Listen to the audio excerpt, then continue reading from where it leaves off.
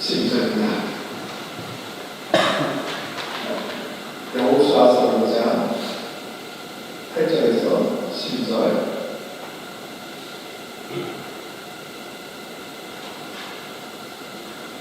교독하겠습니다. 제가 보이겠습니다. 또 그 모든 백성에게 할례 행하기를 마침에 백성이 집중 각 처소에 머물며 낫기를 기다리되 여호와께서 여호수아에게 이르시되 내가 오늘 애굽의 수치를 너희에게서 떠나게 하겠다 하셨으므로 그들을 너희한테 길갈에 나가며 또 이스라엘 자손들이 길갈에 침쳤고 그달 14일 저녁에는 여리고 평지에서 유월절을 지켰으며 유월절이 그날에 끝까지 정탐을 먹으되 그날에 여호와와 목구심을 먹으러 함께 있습니다. 또 그들이 소산물을 얻은 다음 날에 만나가 닥쳤으니 이스라엘 사람들이 다시는 만나를 얻지 못하였고 그의 가나안 땅의 소출을 먹었더라. 아멘. 모세의 오경 말씀을 통해서 하나님의 꿈이 무엇인지를 보았습니다. 하나님의 꿈은 무엇인가? 어떻게 보면 하나님께서 왜 이 세상을 창조하셨는가 라는 질문이 되는 거죠. 하나님의 꿈은 무엇이지요? 네. 하나님의 나라. 하나님께서 다스리시고 통치하시고 또 그 하나님의 다스림과 통치에 복종하는 하나님의 백성, 그들을 통하여 하나님의 거룩하신 아름다우신 율법이라고 할 수 있겠죠. 하나님을 향한 사랑과 이웃사랑이 온전히 성취되는 나라, 그 나라를 만드시는 것이 하나님의 꿈입니다. 결국 저와 성도님이 앞으로 가게 될 천국은 어떤 곳입니까? 천국은 한자고 우리나라 말로는 하나님 나라잖아요. 네. 그렇죠? 천국, 하늘천, 국, 나라, 국, 우리말로 번역하면 하나님 나라. 우리가 갈 하나님의 나라에 대해서 어떤 것입니까? 뭐 황금길이 있고 보도블록이 다 황금이고 네? 뭐 12달마다 달마다 열리는 열매도 있고 눈물도 없고 죽음도 없고 애통과 고통이 있고 질병이 있고 물론 아름답고 화려한 어떤 것들은 상징적으로 표현되었지만 그거의 본질은 동일한 것이죠.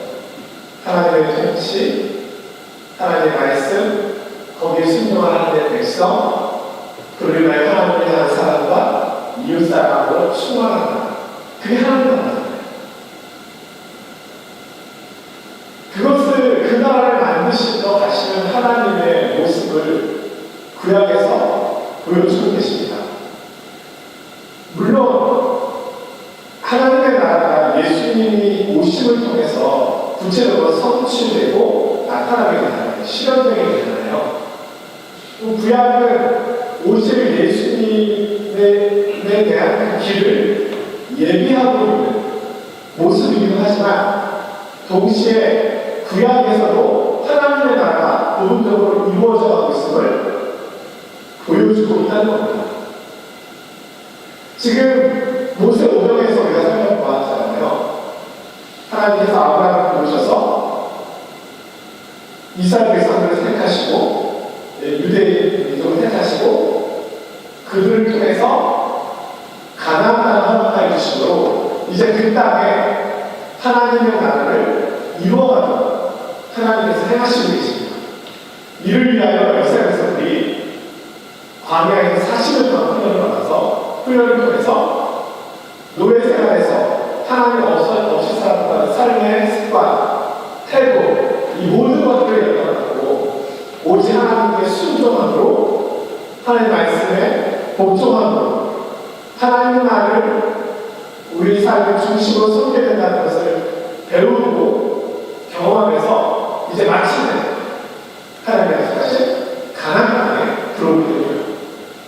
그럼 가나안 땅에 와서 이스라엘 백성들이 해야 될 앞으로의 삶은 하나님 나라에서 살아가는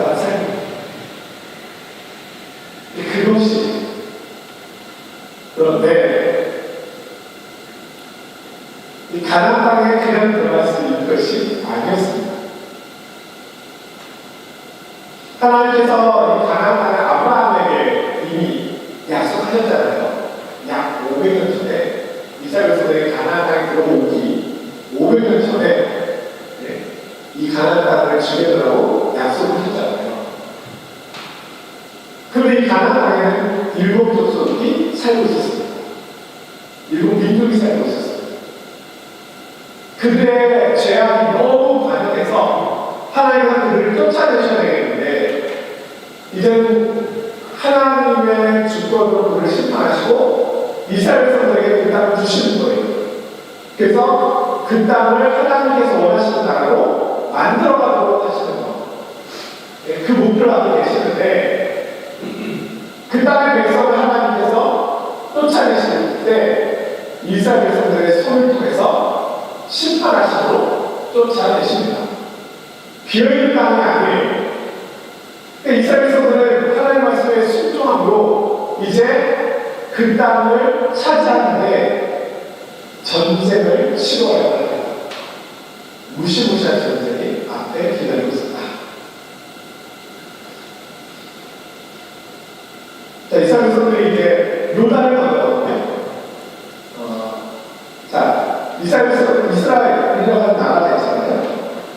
요단강을 기준으로 해서, 요단강을 기준으로 해서 동쪽이 오늘날의 요단 땅이에요. 그리고 서쪽이 이스라엘이에요. 유다땅. 이스라엘 백성들이 지금의 이스라엘 땅으로 들어오는데 이 동쪽으로 해서 들어왔거든요. 동쪽으로 올라오면서 모압 암몬 족속을 물리치고 요단강을 건너서 지금 이스라엘에 들어옵니다. 그리고 이 요단강을 건너면 또 이쪽에는 또 긴 계곡처럼 협곡이라고 해야 되나요? 협곡이 있어가지고 사실 이스라엘과 요단의 경계선은 굉장히 넓고 길습니다. 함부로 쳐들어올 수가 없는 그런 구조예요. 근데 요단강이 있는 쪽, 그쪽은 말고 강인데 이제 이스라엘 백성들이 그곳으로 건너서 들어오게 되는 것이죠. 근데 건너올 때 그냥 건너오는 것이 아니라 덮개를 제사장들이 맞았습니다. 그리고 약 1km 정도를 떨어져서 백성들은 그 뒤를 따라옵니다. 덮개를 맨 제사장들이 요단강물을 다 밟자마자 요단강물이 말이 시작합니다. 홍해를 건넜을 때처럼 달라지는 거죠. 덮개를 맨 제사장들이 앞장서서 요단강의 중간지대로 왔습니다. 딱 오자 이스라엘 백성들이 뒤따라오면서 먼저 들어갑니다. 끝까지 이스라엘 백성들이 다 건너간 것을 보고 제사장들이 맨 마지막에 들어갑니다. 처음에 덮개와 제사장으로 시작했고 마지막이 덮개와 제사장이죠. 그러면 그 덮개와 제사장이 다 들어왔을 때 다시 요단강물이 원래대로 덮칩니다. 여기에도 하나님 주신 교훈이 있지 않습니까? 우리의 길을 가게 하시는데 앞서가시는 것이 하나님의 말씀입니다. 또한 동시에 길을 가는 이신도 하나님의 말씀입니다. 처음과 마지막, 알파와 오메가, 말씀이신 그리스도. 우리 인생의 출발이 하나님이시고요. 우리 인생의 마지막도 하나님을 이루시다. 우리의 그 보호 가운데 있는 것입니다. 덮개라고 하는 것은 사실은 하나님과 이스라엘 백성들의 언약의 말씀이 있는 것입니다. 십계명은 단순한 결정을 의미하는 것이 아니라 하나님과 이스라엘 백성들의 언약을 상징하는 거예요.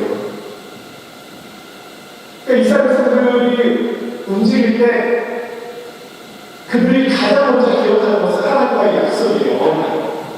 이 가나안 땅 그냥 들어가는 것이 아니에요. 이 땅을 누가 주신다? 하나님이 주신다. 과연 그 땅을 차지할 수 있을까? 당연히 찾아갈 수 있다. 왜? 하나님께서 약속하셨습니다. 우리에게 약속하셨습니다. 이 언약을 믿음으로 들어가는 것이 바로 가나안입니다. 오늘 우리가 하나님 나라에 어떻게 들어갑니까? 하나님의 약속을 믿음으로 들어가는 거예요. 믿음이에요. 그래서 이제 다 건넜습니다. 근데 그때 중앙에서 12개의 돌을 가져오게 합니다. 큰 돌, 조그만 주역도 아니고 큰 돌을 들고 와서 건넌 후에 12개의 돌을 세웁니다. 기념이 되게 합니다. 12개의 돌을 12숫자를 상징하는 것이죠. 이스라엘을 상징하는 것이죠. 하나님이 우리를 구원하셨다. 근데 우리가 재밌다고 해야 되나요? 자, 출애굽 1세대들은 홍해를 건너잖아요. 홍해를 건너기 때문에 하나님의 구원의 역사를 눈으로 봤잖아요. 출애굽 2세대들은 광야에서 태어났고 광야 사람이잖아요. 출애굽을 경험하지 못했잖아요. 근데 출애굽을 경험하지 못한 그들에게는 하나님께서 홍해를 경험하게 하십니다. 경험은 달라요. 부모 세대가 훨씬 더 큰 경험을 했어요. 홍해를 진짜 힘받으니까. 그리고 뒤에서 파라오의 군대가 쫓아오고 있었고. 근데 자녀 세대들은 경험을 합니다. 요단강은 크지 않아요. 뒤에 쫓아오는 군인들도 없었어요. 그러나 그들에게도 하나님께서 출애굽 1세대의 부모에게 보여주셨던 그 하나님의 임재와 도우심의 역사를 보여주시는 거예요. 출애굽 1세대와의 차이가 있다면 출애굽 2세대들에게 법계가 앞장서고 있습니다. 그런 부분이죠.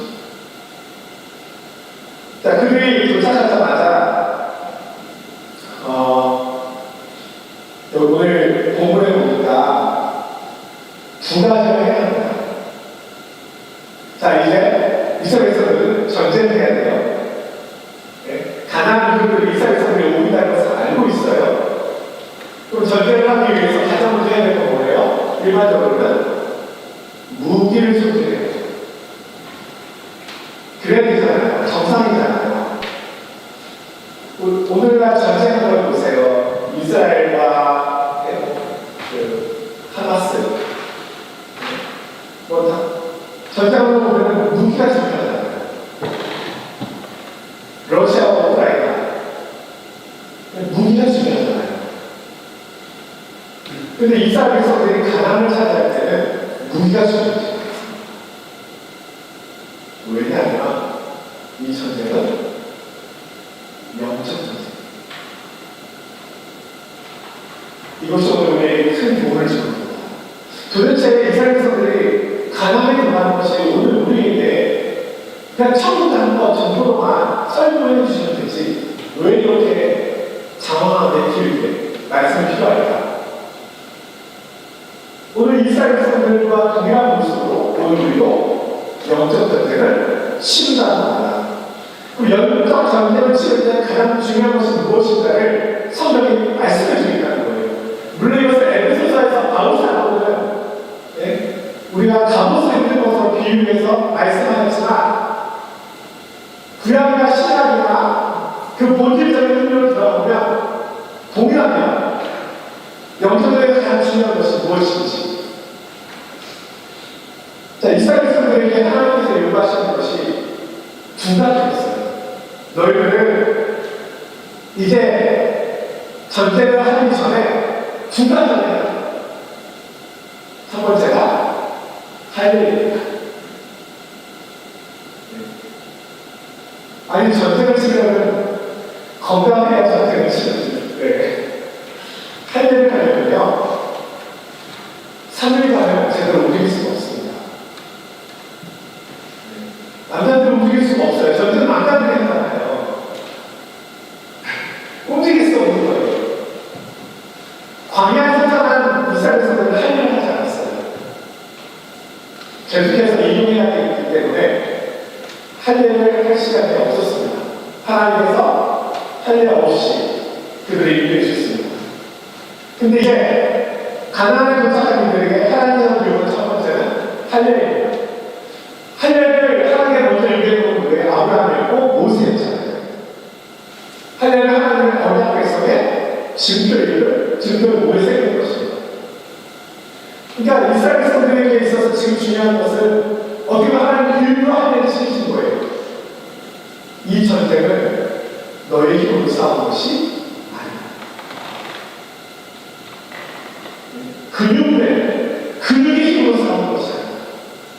전쟁의 기술로 싸우는 것이 아니다. 이 전쟁은 거룩한 전쟁이다. 내가 싸우는 전쟁이다. 내가 싸우는 전쟁이기 때문에 너희에게 필요한 건 너희가 나의 언약 백성이라는 것이 분명하게 고백되어질 것이다. 이것이 영적인 중요한 부분입니다.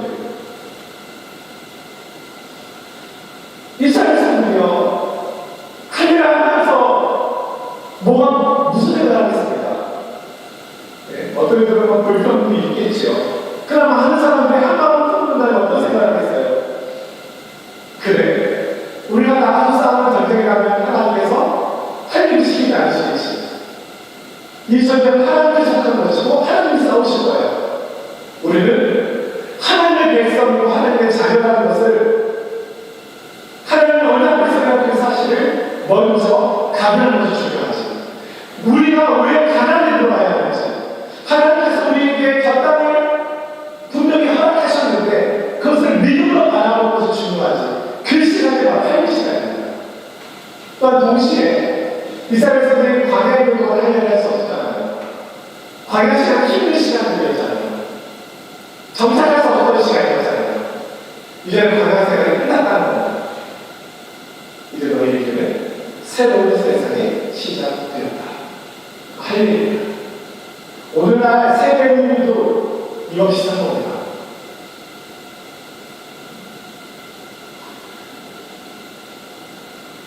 그래서 할렐루야 했고요. 오늘 본문에 이렇게 얘기하고 있어요. 9절 보면 여호와께서 여호수아에게 이르시되 내가 오늘 애굽의 수치를 너희에게 떠나가게 하였다 하셨으므로 그 이름을 오늘까지 길갈이라 합니다.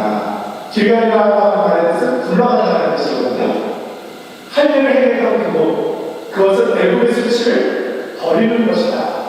그런 의미가 있다는 거예요. 애굽에서의 노예 생활에서의 삶을 끝냈다. 이제 하나님의 언약 백성으로서 새로운 삶을 시작한다. 그것이 할례입니다. 두 번째, 그들이 한 것은 유월절이에요. 오늘 본문에 보니까 그 땅의 소산물을 가지고 유월절을 지키죠. 그러다 만나가 그죠. 유월절을 보니까 이것도 할례의미하고 다르지 않죠? 하나님께서 우리를 구원하신 날이잖아요. 노예에서 구원하시고 파라오의 손에서 구원하시고 죽음에서 우리를 구원하셨다. 그것이 유월절이잖아요. 그러니까 전쟁을 앞둔 이스라엘 백성의 가장 중요한 것은 한마디로 요약하면 나는 누구인가 이겁니다. 나는 누구인가? 내가 왜 이 전쟁을 치러야 하는가? 오늘 내가 여기 있는 이유가 무엇인가? 내가 오늘 가나안으로 들어가야 하는 이유가 무엇인가? 이것이 가장 중요한 가르침이었습니다. 오늘 우리가 영적 전쟁을 치르잖아요. 오늘 어느 집사님과 통화를 하는데 그런 말씀을 하셨어요. 목사님, 이렇게 많은 세월이 지났는데도 늘 아직까지도 신앙이 자라지 않고 계속 헤매이고 있는 그런 반복되는 그런 시름들을 하고 있는 것 같아요. 신앙이 가도 자라나지 않다는 거예요. 긴 신앙생활을 해야 합니다. 제가 순간 하나님께서 지혜를 주셔서 그런 말씀을 드렸어요. 세상이 그렇지 않습니다. 초등학교 때는 덧셈 뺄셈이 어렵습니다. 교사 처음 보는 학생이에요. 그런데 고등학교 올라가면 미분작분을 배우는데 미분작분이 어렵습니다.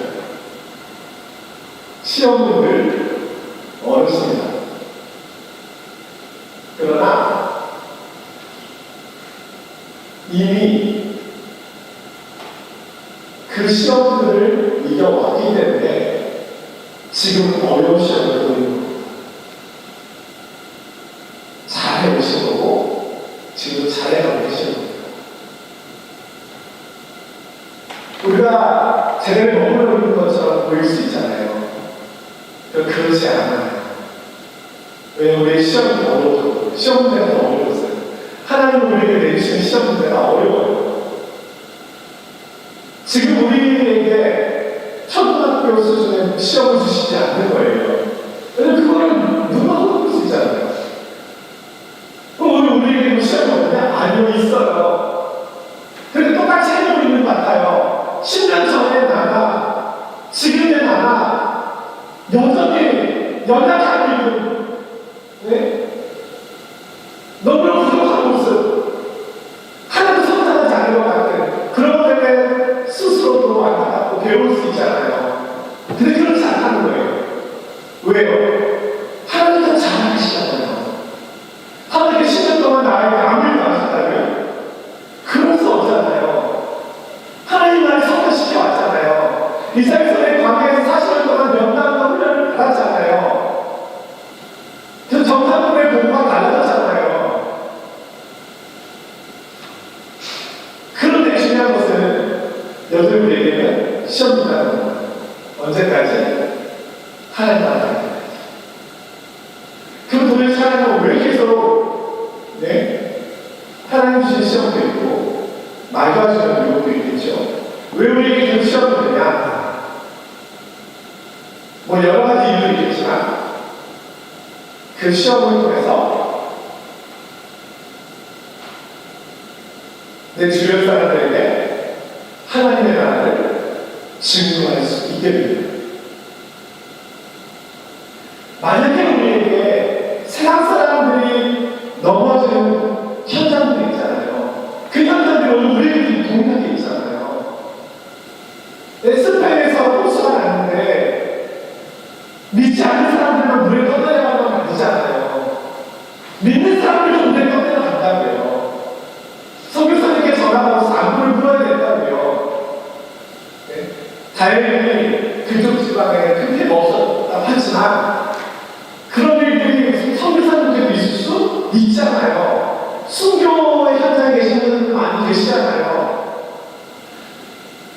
그런데 믿음의 성도에게 있는 이 시험은 하나님 나라를 증거하고 하나님의 백성된 모습을 나타내는 하나의 도구요 방편이 된다는 거예요. 그리고 성숙하고 나아갈 수 있는 길이 된다는 거예요. 그런 면에서 다다라는 거예요.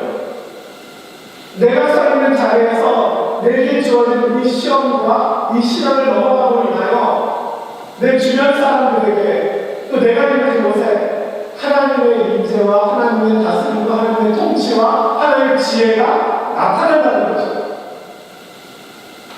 오늘 우리는 그렇게 부르시는 겁니다.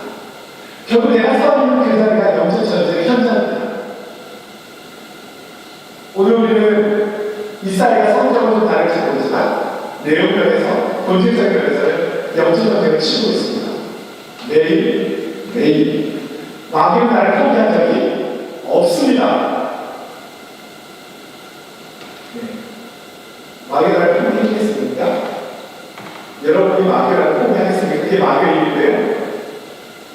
끝까지 포기하지 않습니다. 그럼 마귀가 나에게 와서 뭘 하겠습니까? 하나님의 백성으로서 하나님 나라의 통치가 내가 서 있는 그곳에 하나님 나라가 이루어지지 못하도록 하는 것, 구원을 빼앗아갈 수는 없으나 불순종하는 거룩하지 않은 하나님의 역사가 나타나지 않는 현장을 만들 수 있다는 겁니다. 내만하게 만드는 거예요. 살았다 이름을 가르치나 죽은 자처럼 만드는 겁니다. 잠들게 만드는 거예요. 고마하게 만드는 겁니다. 이것은 사람이 끝까지 하는 겁니다. 우리의 삶의 자리에서 마지막까지. 그럼 우리가 어떻게 싸워야 합니까? 우리 바울사도가 에베소에서 말하는 것도 의의 투구, 구원의 투구, 의의 경배, 평화의 복을 얘기한 시, 진리의 헌띠, 이 모든 것들이 사실은 본질적으로 보면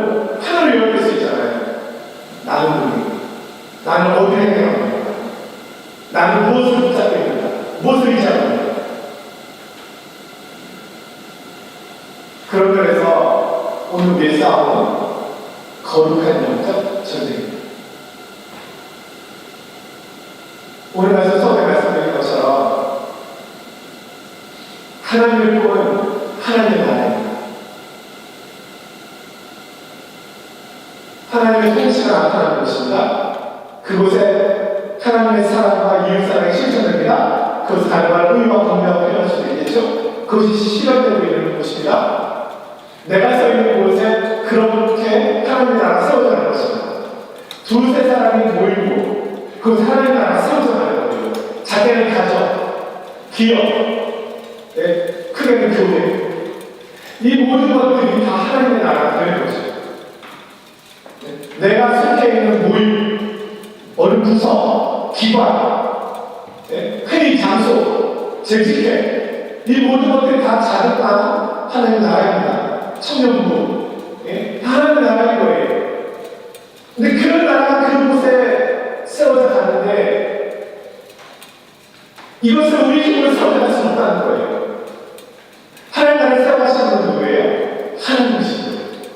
오늘 이스라엘 백성들의 영적 전쟁의 주체는 누구예요? 하나님이에요. 교회에 머무르신 그리스도, 교회를 운행하시는 분은 누구예요? 그리스도세요. 그래서 교회는 영원한 거예요. 영원히 승리하는 거예요. 모든 그리스도이십니다. 그럼 우리가 해야 되는 거예요? 거룩한 이 전쟁, 거룩하신 하나님께서 거룩한 전쟁을 치르시는데 거룩한 백성들을 통해서 치르신다는 거예요. 그럼 우리는 이렇게 생각하죠. 아, 그러면 거룩하다는 얘기는 착하게 사는 것이다. 행위에 관해서 생각해요. 저도 그랬었으니까. 거룩한 삶, 행위가 많아서. 거룩한 열매, 행위의 열매가 없다. 그러나 거룩이라는 말은 행위라는 단어를 표현하기 전에 먼저 관계를 얘기해요. 우리는 스스로 거룩해질 수 없습니다. 거룩하신 분은 누구예요? 하나님 앞에 있어요. 내가 어떻게 거룩해져요? 하나님 앞에 드려집니다. 거룩한 백성이라고 하는 의미는 뭐예요? 하나님께 드려진 백성이라는 것이에요. 그 거룩한 전쟁은요, 하나님께 행하시는 전쟁이라는 거예요. 거룩하신 하나님이 거룩한 백성을 통하여 거룩한 전쟁을 행하시는 것이 영적 전쟁입니다. 그럼 오늘의 우리는요, 여러분 뒤에서 보시겠지만 이스라엘 백성들이 촉하게 싸우지 않잖아요. 여기서 어떻게 보여드립니까? 하나님은 일지도록 하나님 말씀 앞에서 순종을 통해서 하나님의 영원한 주인 되심을 선포하고 소리치게 부르시잖아요. 오늘 우리 영적인 그런 거예요. 내가 하나님의 백성이라는 것, 하나님의 관계 속에 있다는 것, 그것이 늘 증거되고 고백되어질 때 그곳에 하나님의 나라가 임하는 것입니다. 오늘 우리가 어떻게 싸워가야 할까요? 그 시간을 깨어나 너희들 좀 막이가 우리 사람들이 3일짜리 찾아다니고 있잖아요. 우리도 넘어지잖아요. 그럼 우리 어떻게 싸워야 됩니까? 도대체 어떻게 싸워야 되는 거예요? 거룩한 전쟁을 행하라. 거룩한 전쟁은 하나님과의 관계 속에 있음을 기억하고 그 관계 속에 그 관계를 지속적으로 유지하라. 이게 거룩한 전쟁입니다. 행위이기 전에 관계입니다.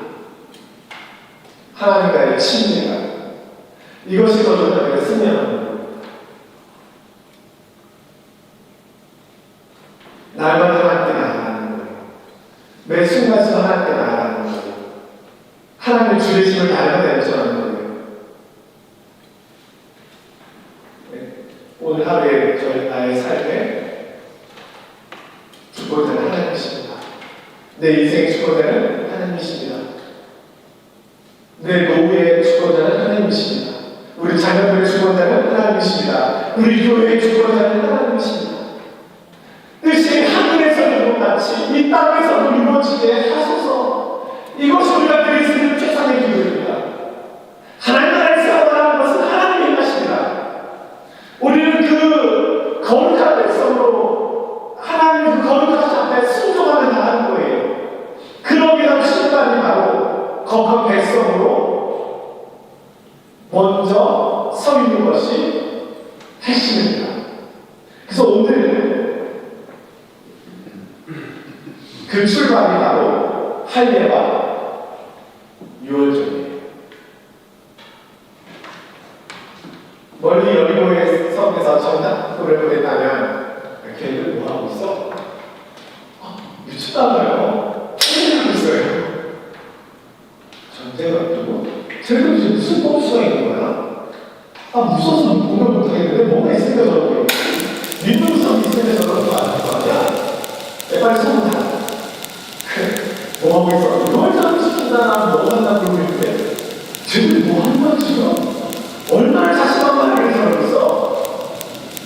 사실은 여리고에서 정탐꾼을 보냈다면 이스라엘 백성들은 정말 어이없는 행동 때문에 그들이 더 두려워했을 것 같아요. 근데 저들은 믿을 수 있는 것은 우리들. 저들은 전쟁을 앞두고 저를 속입니다. 감히 상상할 수 없는 존재들이다. 그들을 간단히 모아낸다고 얘기하잖아요. 전쟁을 의외로 쉽게 끝나는 것이었어요. 내가 하나님을 거룩한 백성이 선포되고 내가 하나님을 거룩한 백성이라는 자신감 속에 나갈 때 순종함으로 그 전쟁을 이미 이기게 되었다.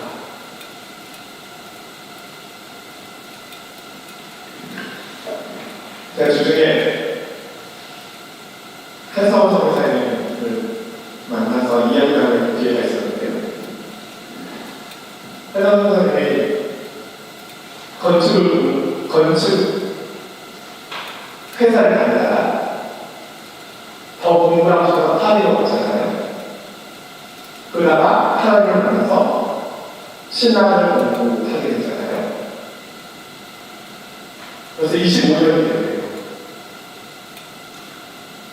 근데 본인이 신앙을 하게 되면서 동생이, 남동생이 있고 여동생들이 있는데 오남매 중에 본인이 장남, 밑에 있는 남동생이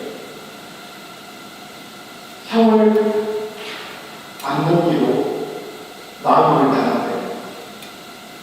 왜냐면 형이 파리에 와서 있는 것까지 괜찮았는데 갑자기 신앙을 공부한다고 하고 거기에만 전념을 하니까 한성목사님 가정은 믿지 않는다는 얘기잖아요. 부모님을 동생이 책임져요. 장남이 없으니 차라리. 그게 너무 힘들어요. 그래서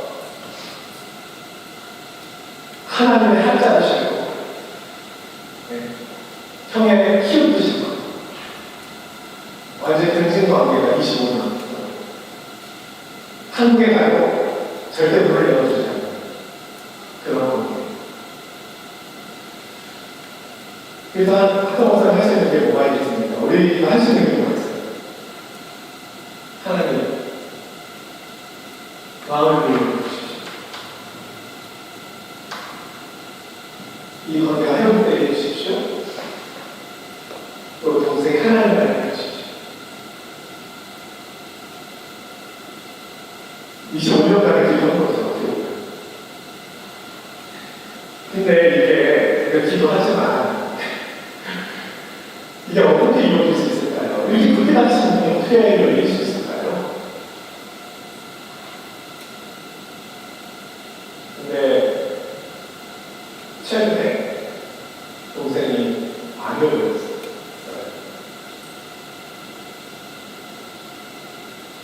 근데 동생이 암을 걸리면은 단단했던 사람들도 무너지잖아요. 우연한 기회에 동생이 찬양을 드렸대요. 누군가 너를 위해 기도한다. 누군가 너를 위하여 누군가 기도하네. 그럼 누가 생각했어요? 형.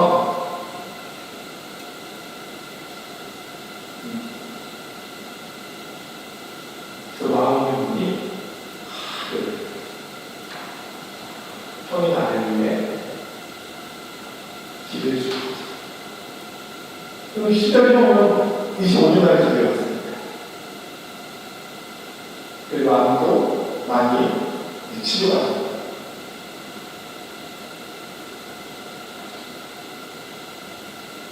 이게 뭐 한나와 선교사님만의 일은 아닐 겁니다.